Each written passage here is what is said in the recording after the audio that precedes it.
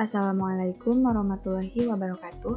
Perkenalkan, saya Sri Muna Meilani dari kelas A dengan NPM 2121511014 dari jurusan Pendidikan Matematika Universitas Siliwangi.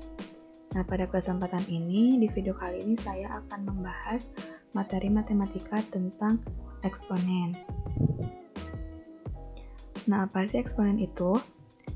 Eksponen adalah suatu bentuk perkalian dengan bilangan yang sama, kemudian diulang-ulang. Nah, eksponen juga bisa kita kenal sebagai bilangan berpangkat.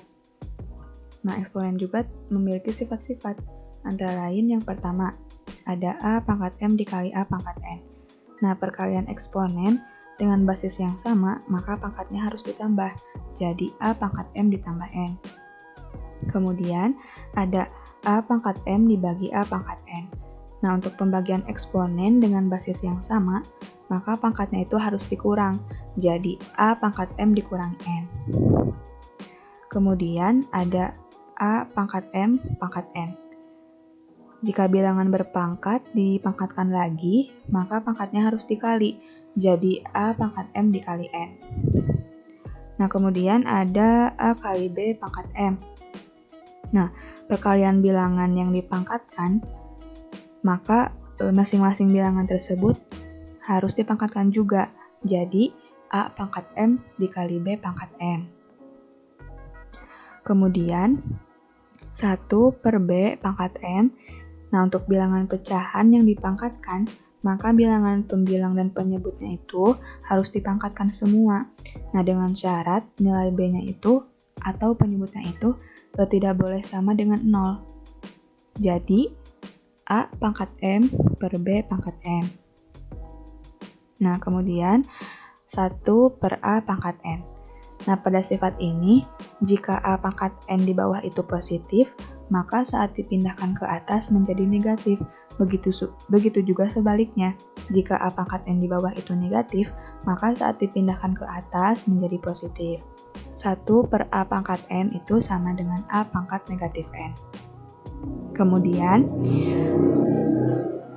akar N dari A pangkat M. Nah, pada sifat ini, kita bisa lihat terdapat akar N dari A pangkat M. Nah, ketika diubah jadi eksponen, akar N itu menjadi penyebut dan pangkat M menjadi pembilang. Dengan syarat, nilai N harus lebih besar atau sama dengan 2. Nah, jadi akar N dari A pangkat M itu sama dengan A pangkat M dibagi N. Nah, kemudian ada A pangkat 0 sama dengan 1. Nah, untuk sifat yang satu ini, syaratnya nilai A itu tidak boleh sama dengan 0, karena kalau A sama dengan 0, maka hasilnya tidak terdefinisi. Nah, kita lanjut ke contoh soal.